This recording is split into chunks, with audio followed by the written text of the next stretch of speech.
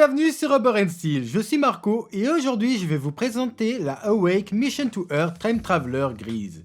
Et je dois vous dire que pour le prix, elle vaut vraiment le détour puisqu'elle a quelque chose qui est vraiment très spécial. Mais pour en savoir plus, on va entrer au cœur de l'horlogerie.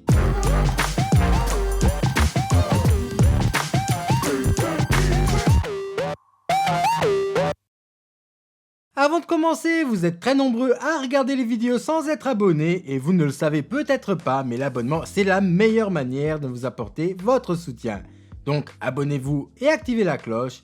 Et bien sûr, si la vidéo vous plaît, n'hésitez pas à la liker et à laisser un petit commentaire, ça me fait toujours plaisir de les lire et je vous réponds toujours personnellement. Alors commençons directement par le déballage de cette montre et du coup on va avoir une boîte plus spéciale que d'habitude puisqu'elle va être très allongée et sur celle-ci on va lire Awake Mission to Earth et toute la boîte a le même motif que celui du cadran de cette montre. Ce qui est déjà un indice sur la matière qui compose ce cadran.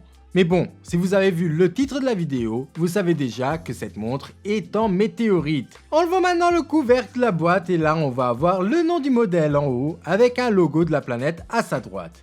En dessous, il y a bien entendu la montre et encore en dessous, on va avoir des informations sur la météorite qui a été utilisée pour fabriquer le cadran de la montre. Et donc cette météorite s'appelle Myonionalusta.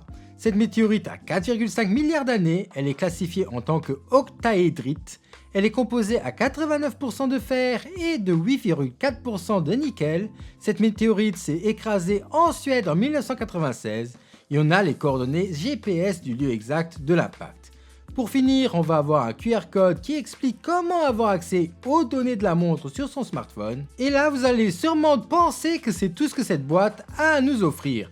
Mais non, puisque toutes ces informations se trouvent sur un carton qu'on peut enlever et en dessous on va avoir une plaque en métal sur laquelle on retrouve les mêmes informations. Prenons maintenant la montre en main et là la première chose qu'on peut dire c'est que le coussin de la montre est tout simplement horrible et le pire que j'ai vu de ma vie. C'est vraiment très dur, on dirait du matériel d'isolation pour les murs, c'est fou. Mais la montre, elle, est formidable. Malgré son boîtier en titane, elle a un poids qui est assez conséquent et ça c'est cool parce que j'aime sentir le poids d'une montre quand je la porte au poignet.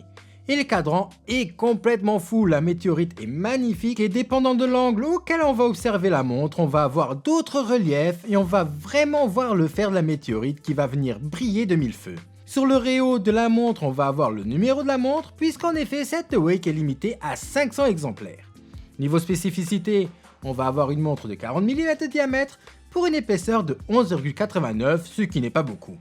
Le boîtier de la montre va peser 65 grammes, on va avoir un verre saphir avec du coup la technologie NFC intégrée et qui va être visible puisque ça va être l'anneau extérieur du verre qui va être de couleur acier. Et pour se connecter à son smartphone, rien de plus simple puisqu'il suffit donc de rapprocher le téléphone du verre de la montre afin de recevoir une notification.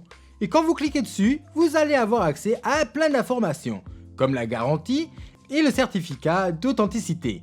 Mais la première chose vraiment cool, c'est que vous allez voir la montre entièrement démontée et même le mouvement démonté. Et ça, c'est vraiment sympa. Ensuite, deuxième chose très stylée, c'est le fait d'avoir accès à notre système solaire en temps réel et de pouvoir même se balader dans le passé pour voir à un instant T la position exacte des astres.